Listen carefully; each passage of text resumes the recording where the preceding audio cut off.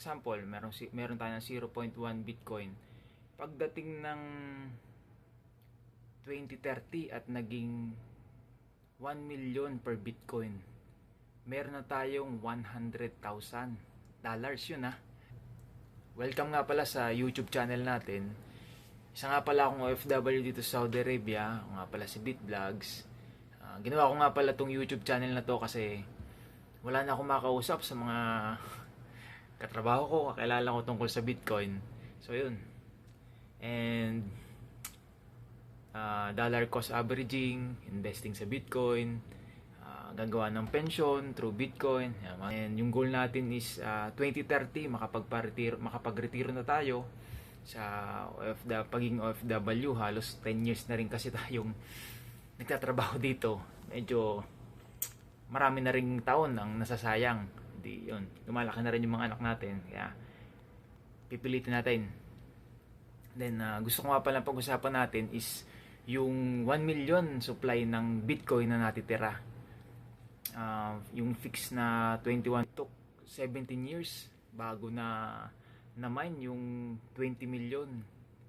So ang 1 million supply ay aabutin ng mga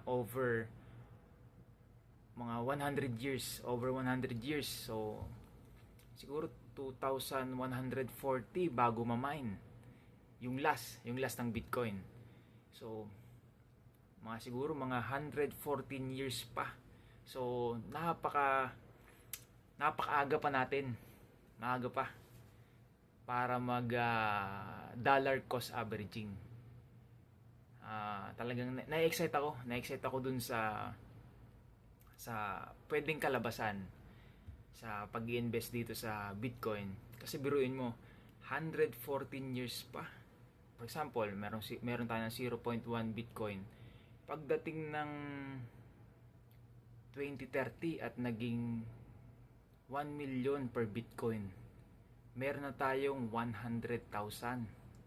Yun ah. Different ng Bitcoin sa fiat currency. Kasi ang fiat talaga, yung supply niyan, walang katapusan. Tapos yung Bitcoin talaga 21 million fixed supply yan. After 10 years, umabot naman ng per Bitcoin 10 million.